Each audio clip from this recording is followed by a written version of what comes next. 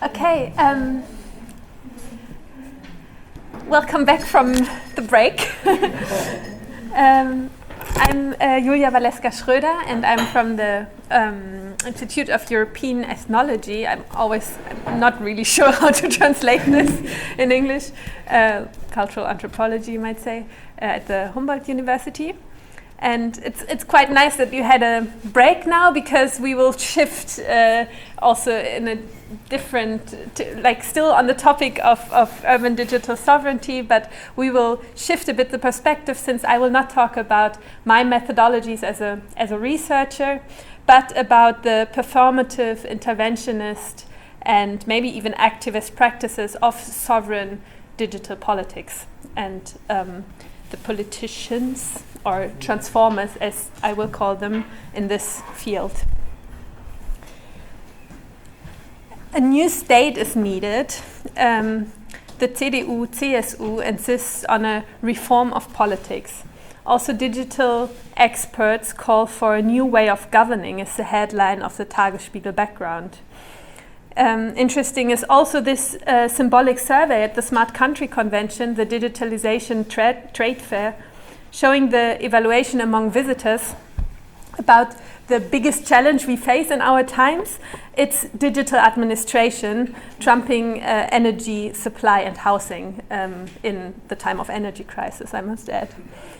So digitalization may be many things, and in my dissertation thesis I shed light on how digitalization is also, and significantly, the digital political project of transforming the state. My research sets out anthropologically to attend to sovereign technopolitics, looking at the performance and enactment of digitalization by digital politics in Berlin. So in this presentation, I will firstly emphasize the relevance of digital politics and the transformation practice. I will continue by introducing you to the Public Innovation Laboratory in Berlin, where I counted transformers, and I did ethnographic research there for 2.5 years.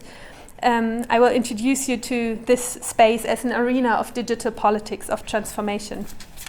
And thirdly, I will follow those practices of these digital political transformers and share some observations on how they perform prototyping, demonstrating ways in which these practices are reinventing conventional modes of politics.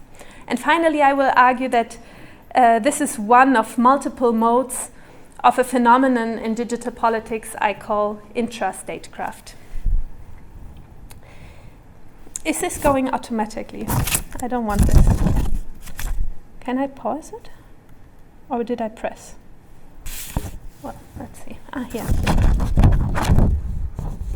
Sorry. So, the initial quotes, and I think this is very important here, are made in the context of digital politics. Digital politics is moving away from techno-deterministic and techno-fetishistic narratives. Digitalization in Berlin today is guided by the paradigm of digital sovereignty, which is translated into a digitalization that claims to be guided by human-centered approaches, and which emphasizes the constitutive role of sovereign digital politics. Digital political strategies are oiling the gears, as the chief digital officer likes to put it in his presentations. Moreover, it is not only the power of technologies, the technopolitics of algorithms, databases, platforms, and automated decision makings we all know research about, and also not only by big tech companies, which we all know about as well, but of digital political experts that do digitalization too. Oh, danke. Can you put it like this? So yeah, it's about the digital political experts that do digitalization too. The politics of digital sovereignty pushes the program of political change in favor of the idea of not in favor of the idea of technology-driven change. The paradigm of digital political transformation, thus, pushes away mere digital transformation. And I want to show that this development, the classical instruments of sovereign politics are negotiated with multiple forms of material politics and sub-politics.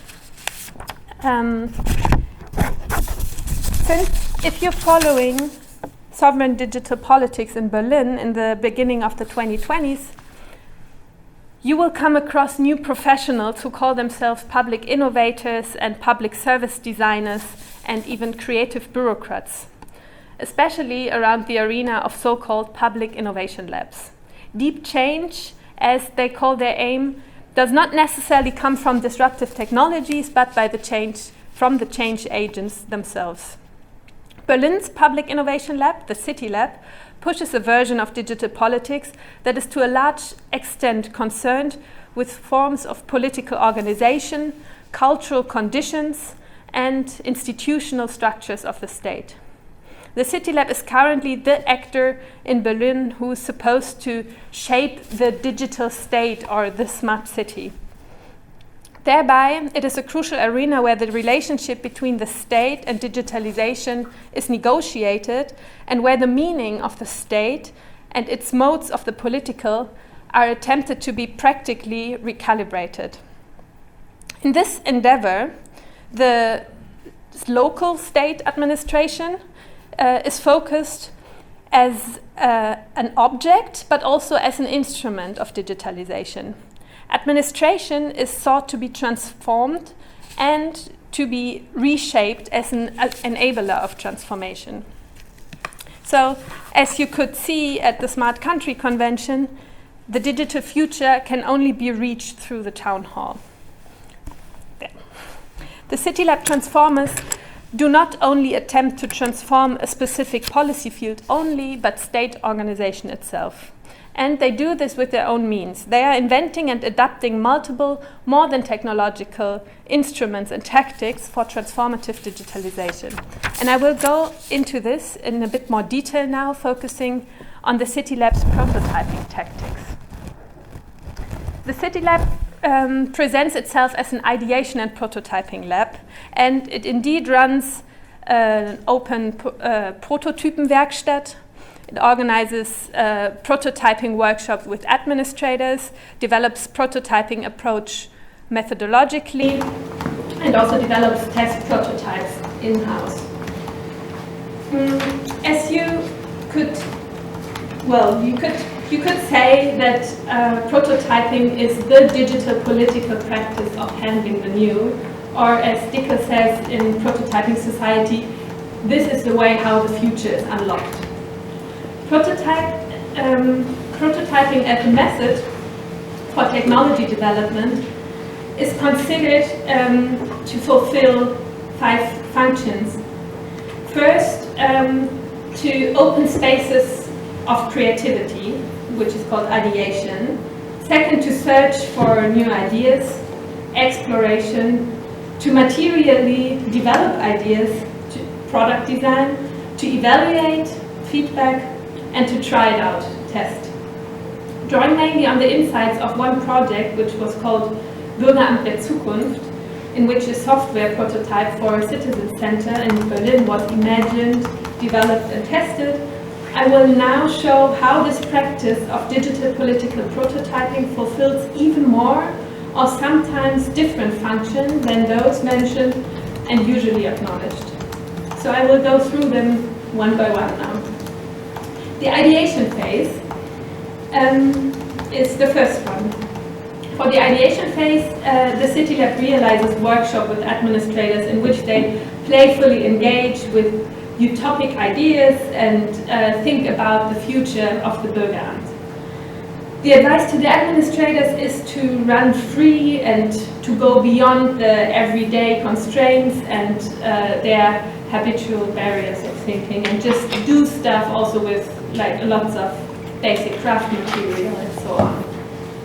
Prototyping is meant to provide a framework for thought experiments and speculation, in order to have a fresh and visionary access to a world full of great new ideas. At the project I followed, the administrators were indeed encouraged to think of alternative administration worlds. But they were also asked to relate their creative ideas to an analysis of the problems of the existing administrative order. In this way, this speculation did more than generating creativity for the upcoming product development. By expanding the senses of the possible, the City Lab intervened in spaces of possibility, but additionally, by problematizing and questioning the status quo, the City Lab contributed to the fracturing of the existing order of imagination. And I think this illustration by the City Lab shows this very nicely. You can see an administrator diving into a huge piles of files, breaking out, being free, but also directly confronting the problem, which is the problem of the status quo, the skyline of paperwork. And then there's this ambivalence.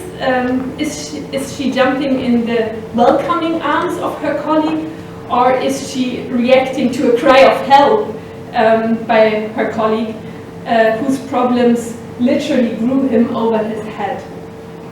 And also, I think it's also quite nice to look at the dividing line, which you usually know from the swimming lanes, to establish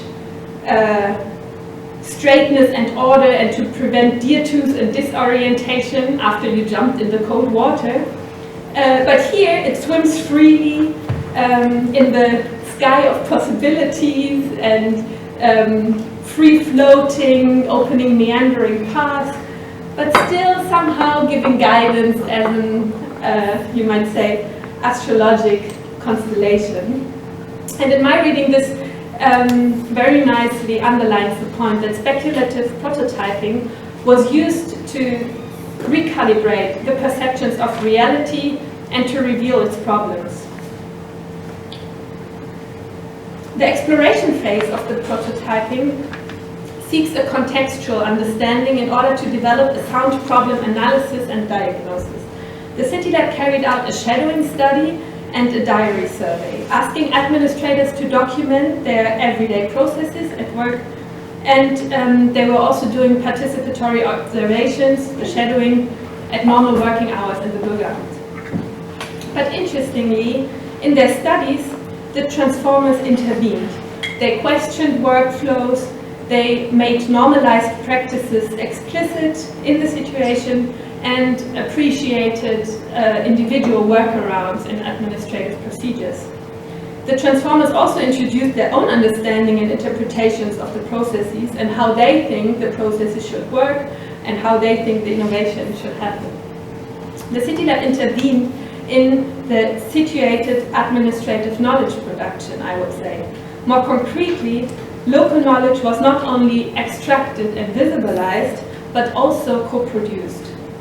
In this way, the relationship of the administrators to their own knowledge changed. The exploration phase was performed as a tool for the adaptation and reinterpretation of the situated knowledges in administration. Product designing is the most commonly known function for prototyping. In prototyping, here a tool is materially designed as a test version, as an unfinished mock-up, or you can also say as an experimental objectification. But in the project, the specific design features of the prototype, it was actually a software for a queuing system that you don't have to wait too long. This specific features were not really important, and not as important as I thought. The prototype was not just presented as technological tool confronting a specific problem, but was addressed as something carrying a whole set of values and assumptions about new modes of organization, human-machine relations, human-human relations, and interactions.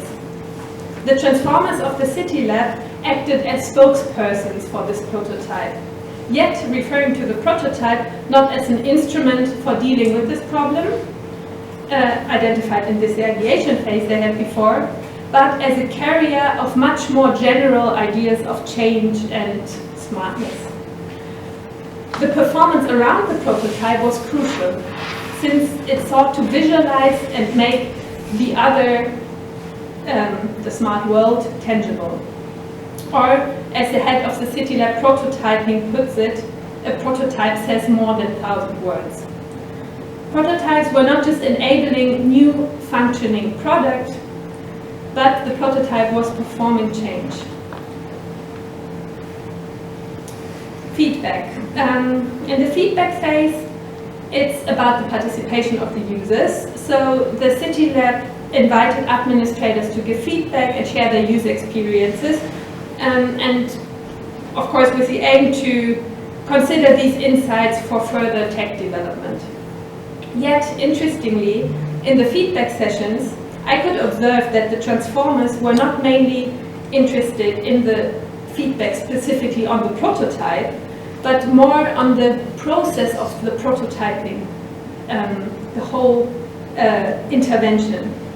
They were shifting attention away from the instrument to the experiences of the administrators in this prototyping process. The transformers raised awareness among administrators that their action and their attitude and their reflection and culture were decisive for the success.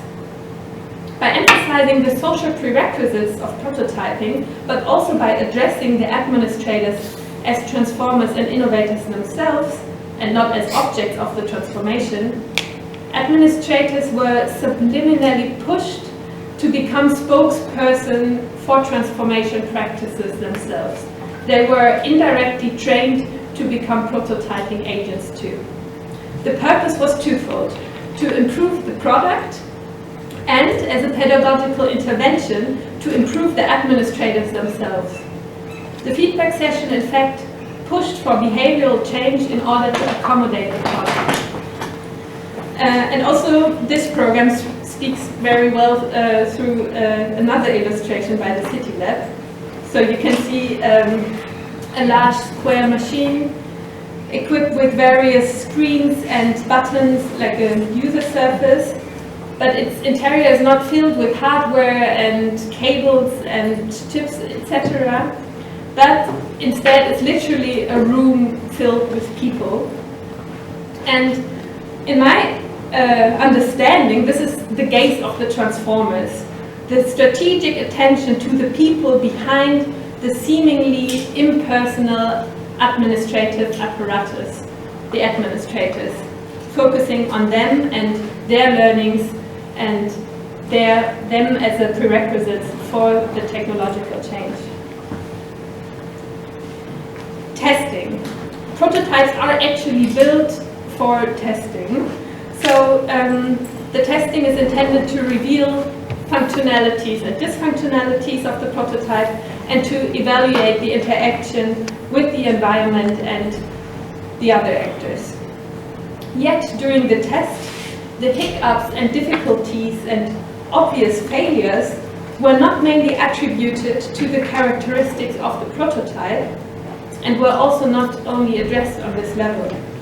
The transformers openly identified the main problems not as inherent to the tool, but stemming from the existing socio-technical system in which the tool was embedded, the administration. Despite the required long validation processes for new tools in administration, the City Lab still conducted a prototype test on site, which just doesn't exist in this world, prototypes and tests. It was never done. So no surprise that this test was quite conflictual, but this was also a deliberate provocation. By preempting such situations of crisis, the City Lab seeks to signal to those in charge of the conditions that the administration is not just naturally change resistant, but that change can and needs to be accommodated. The explicit narrative is that by gaining experiences in the real context, the prototype is adapted to where it will be embedded, to the environmental conditions. But the implicit practice is, and what I could observe, is that by intervening through the prototype test, the contextual conditions are adapted to the requirements of the prototype. The aim is thus to push changeability. And due to time, I think I skipped the pictures, but of course there's yet another very nice illustration. And come to the conclusion. I hope that these little insights into the stories of the prototyping practices demonstrate what prototyping does to digital political practice in the sovereign sphere. The head of the City Lab puts it this way: your whole outlook on digital transformation changes because you're no longer a bystander, you're a participant now. Through prototyping, digital political transformers work from the inside out. They position themselves as co-producers of the local state. For capturing this phenomenon, I propose the concept intra-state craft. I think I will not have time to elaborate on the theoretical underpinnings of the concept. I'm happy to talk about it later if you're interested. But let me just maybe simply point to some implications of the concept. So, 2 minutes. Yeah, perfect. That's fine for the implications. So the prefix infra, as we know usually from the infrastructures, emphasizes what's below or often under earth, unseen. The intra indicates what's directed inwards and denotes what acts into something. So digital politics of transformation not only intervenes in domestic or internal state matters, but intervenes in the social material ground floor of the state apparatus. So digital politics of transformation intravenes, I would put it here. And using intra-stagecraft as an analytical lens pushes also to take serious the much neglected component of the word stagecraft, that is the craft part. This craft part allows us to attend to the use of instruments and materials and tactics relating to the non-human. But also it recalls that craft's etymological origin is from the old German word Kraft, and showing the relation to power, strength, influence, and authority, also being the origin of societal structures, actually. So I think it's very important to push this analysis in relation to the digital politics and their situated socio-technical interventions in the state. And I would argue that this concept I propose, intra-statecraft, can shed light on how digital political practices are rearranging governing on the ground. Thank you.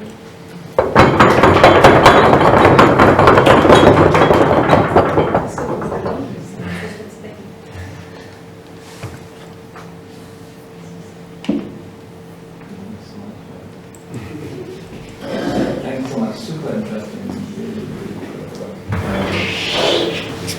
I think there is a certain paradox in the constellation that you described. On the one hand, something like a move back in all this digitalization efforts to having the public in the driver's seat. So this is an example for, this is no longer Cisco, IBM, or all these players playing the game, but it is the very strange the actual state who takes the main position. On the other hand, however, you see that the state in its performance and behavior adopts the processes of product development that are normally dominating the market, that you can only find in the private sector. So we have this cycle from ideation to and then prototyping and testing and so on. So this is interesting and really, and also this is it's interesting then also that in the end this is no democratic process or something, but it is something top down, and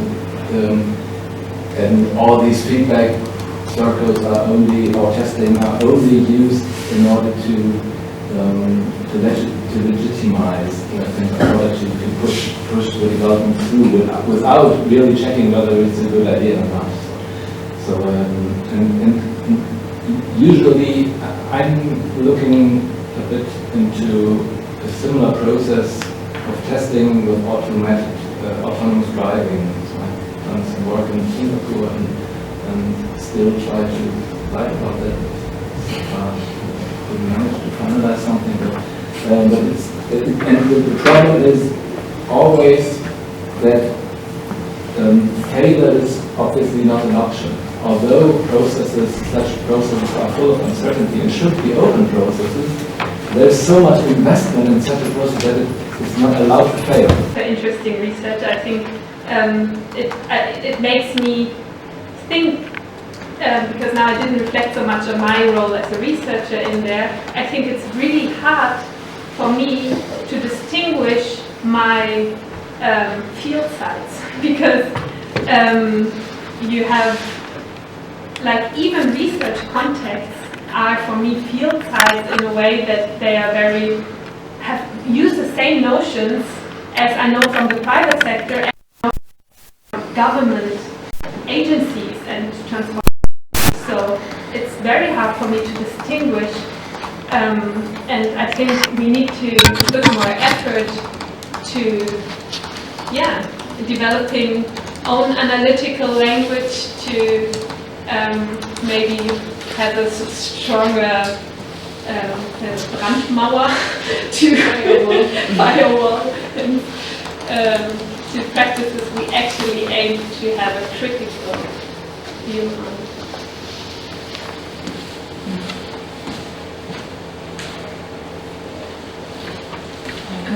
May I add something to this? From two perspectives. I was also a consultant for digital technologies in the public sector, and from this side this was always used, like this design thinking processes and so on. And I think it's very interesting because I know, for example, Elke Weber also used this approach and turned it to the scientific world, but actually it comes from the scientific world, like from Claudia Marais. She wrote a lot about Gestaltung, design and design processes, and which I find very interesting because I know there's all this Silicon Valley ideological thinking of like fail good and fail early.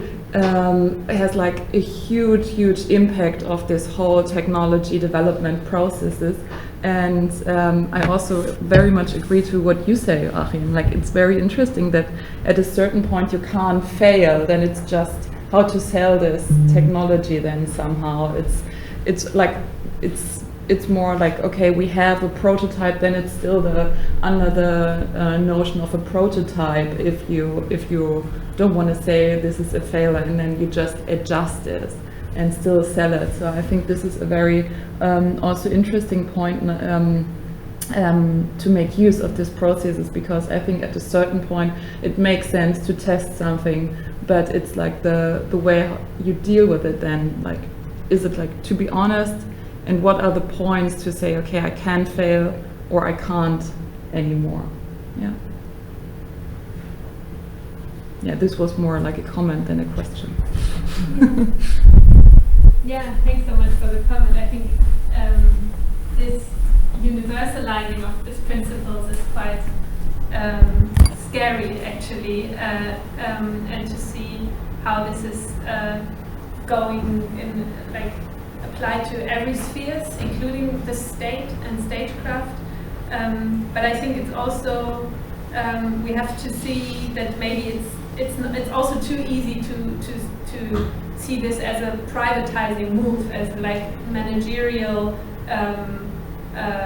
all-encompassing, colonizing move of the neoliberal society, but to maybe, I mean, it definitely is, but to see how other logics come into these also governing logics, Herrschaftsnarrative, come to play here. Thinking of cybernetics and yeah, to differentiate maybe these developments. Yeah. Yeah. No, this was so great to listen to. Thank you so much for this. It was, for me, the City Lab has always been like another black box. They were the most in our work, trying to work against or work with them was the most difficult. We got much further with the administration than with the City Lab. They never passed the point that they just felt criticized frontline by this thing. So it's very interesting to now see what they're actually doing behind the walls. But I think it's so fascinating how this design thinking TED Talk world has, or specifically this design thinking method is seen as a method that is completely neutral. You can just put it anywhere, and you can just think of how to make a better school for handicapped kids, or you can think of it as how can you make a better water system, or how can you create a better product. It's a completely neutral method, and that's like the narrative of it. And I think I don't know if this really lasts, this thought, this association, but for a very long time we were seeing the digital technologies as completely neutral tools. Like for a long time we just saw it as the substitute for the fax machine and the copy machine, and until we start realizing that they're not at all neutral. And I think it's fascinating that it's gotten so far with this kind of creative, what do they call it? Creative thinking, creative work, that it still has this idea of neutrality in it, and that it's not being criticized more, or asked where it comes from and in what way it's neutral. I think it's very interesting how you explain the different topics, what actually happened, and how they're, even if it was a neutral method, there's still people doing it that are obviously very not neutral, and it becomes more of like a process of placation, of just making like, okay, you're just playing with the people enough so that they accept whatever is coming, pretty much. Like just making them feel so much of the process that you can then say, okay, and then we install this now, because you're participants now, you're not just bystanders. That's my comment towards it. Yeah, I think it's a very interesting thought that how maybe the technology centricity shifted not only to a citizen centricity and all this participation law, but also to a kind of design thinking centricity, which again mirrors all the practices we criticized already in the case of technology. It comes up again, and now we could try to criticize for design practices in various forms. I think it's a very interesting point, though. Yeah, thinking about it, I think they wouldn't claim that it's a neutral tool. They are very not openly, because they're publicly funded as well. Then the whole representation, of course, is different.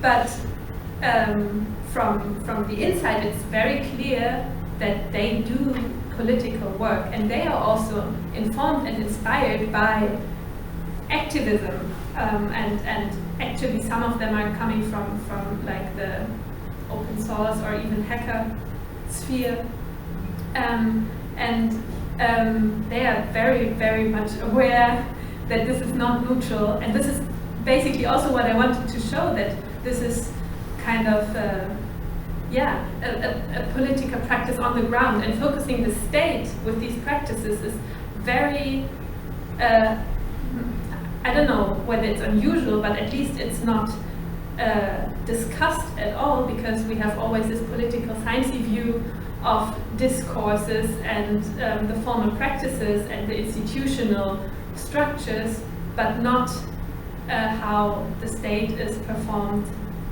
by individual administrators, and how also the state transformation is done by tools and interactions of those transformers.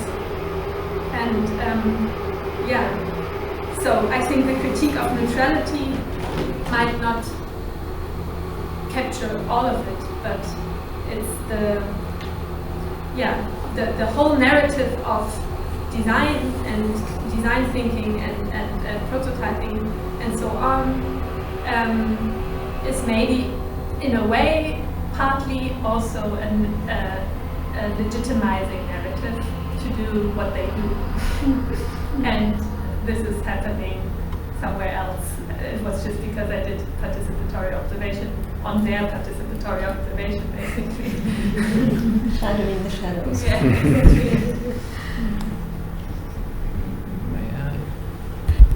And there's another one. Somebody else? Okay. Yeah, actually that would have been one of the first Verständnisfrage. Did you really like? There were two kinds of research being done, and how did you interact with these researchers from different fields? But yeah, maybe the time is running. I'm not sure.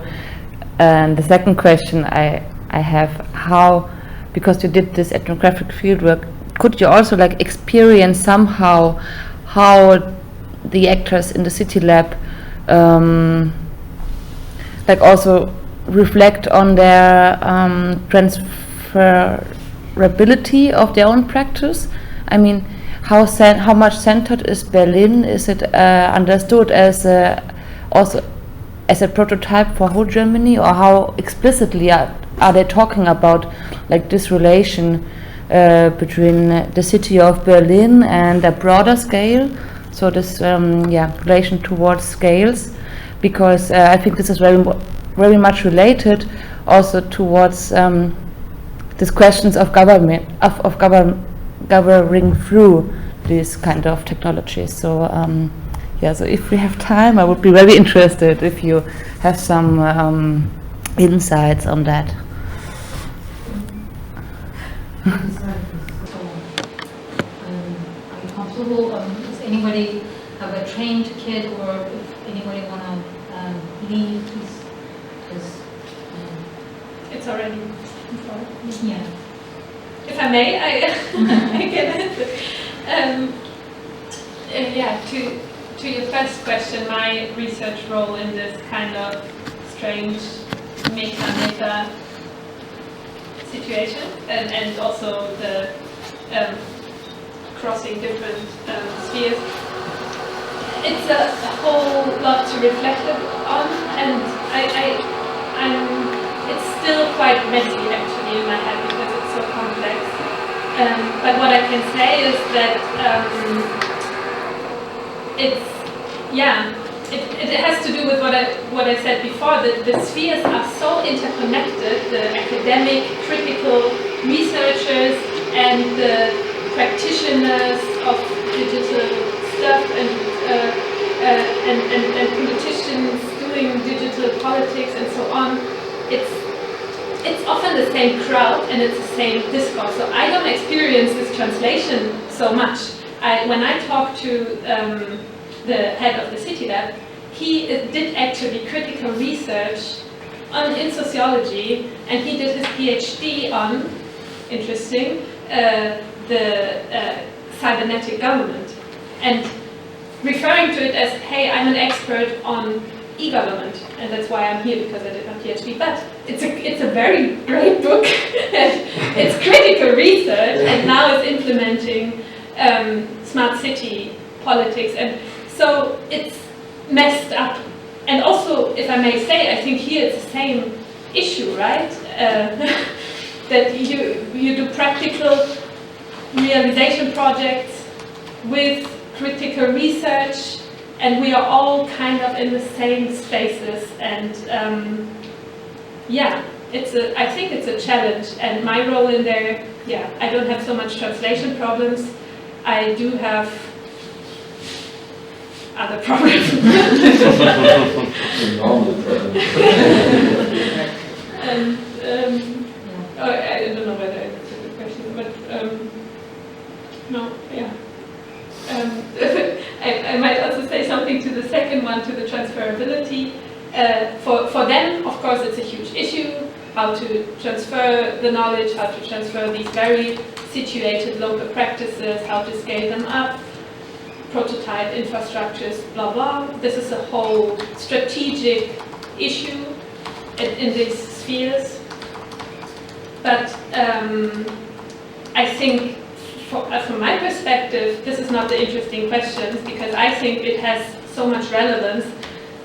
The relevance doesn't depend on whether they manage to scale everything up what they do, but they're reinventing politics on the ground and trying to intervene materially, locally, and I think this is what I want to look at, and for that it doesn't matter so much whether whole Germany will become Berlin, but it's the... Hopefully not.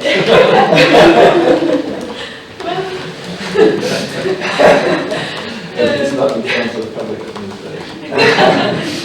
Yeah, yeah. This would be the aim to transform. So maybe you're on this side. Yeah. Sorry, and maybe we can talk also afterwards if I don't get Thank you. I think, yeah. It would be, of course, interesting who are the transformers, to know that. Where they come from. So how did they compose this special purpose unit? What does the knowledge come from? Capability. You talked a bit about that. So critical sociologists as that, and some people from the hacker community, and so on. So it seems a very interesting connection. And the other thing, it's more a remark that I think we shouldn't too quickly classify this as a neoliberal move and so on. And so this is not a priori something bad to draw analogies, to look for inspiration in how private sector organizations organize such processes. So, and there is also the other side. I know some organizational scholars work on open government policies in Vienna. Martin Kornberger and others did this work, and the result is that in the end, in all these innovation processes, Weberian bureaucracy wins. So it's always, it was not able to open up these very rigid structures, rule-based structures, by all these, whatever they tried to open up things, it was, the rule-based system was stronger. And I'm still not sure whether the efforts of the City Lab in Berlin will be successful in the end, or whether the classic routines of slow and overloaded Berlin administration will survive.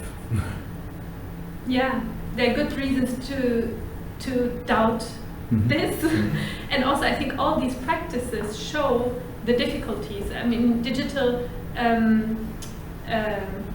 projects of digital administration were not long ago, and still often in many places, were thought about as, cool, then now we have cool technologies and we put them in the administration and then it will all work. And this whole crowd just emerges because they understood it didn't work at all. We need the people there in their offices to do this transformation with us. And this whole change management issue became so prevalent because it didn't work at all, and it becomes clear that it's about at least a socio-technical change and not just infrastructural translation, basically. So yeah, there are doubts about it, and yeah, maybe this also goes to your first question of who are these transformers. I hope I made it clear that this is my I named them.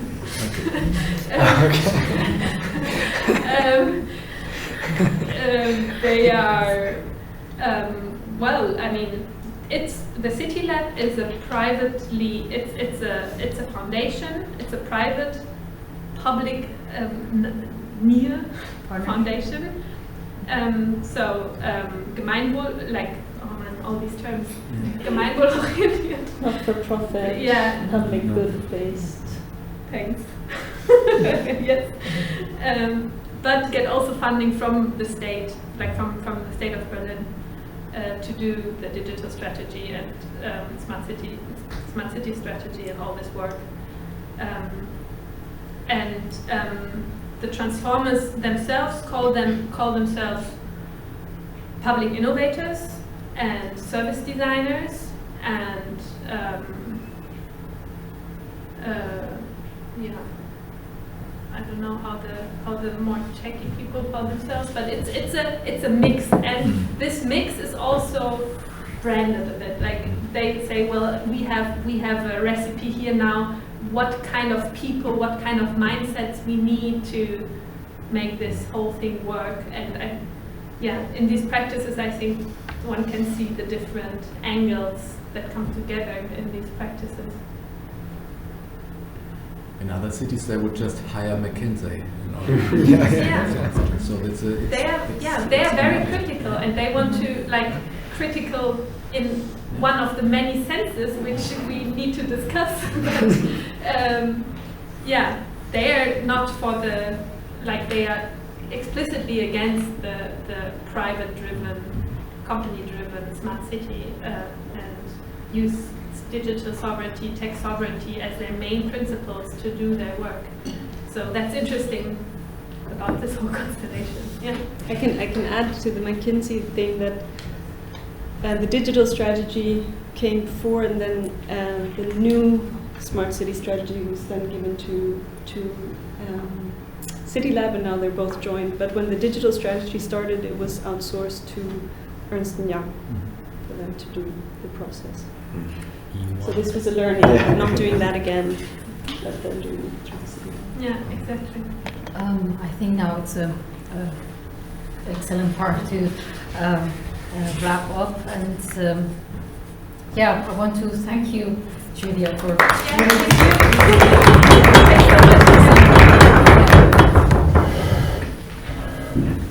and thanks for everybody that today joined, and especially people who travel, and thanks for your presentation. And I think we all know that we made this panel such a short time, and great that you could share your incredible works and also the insight on your work, that what was your methodological journey in doing that. Thank you.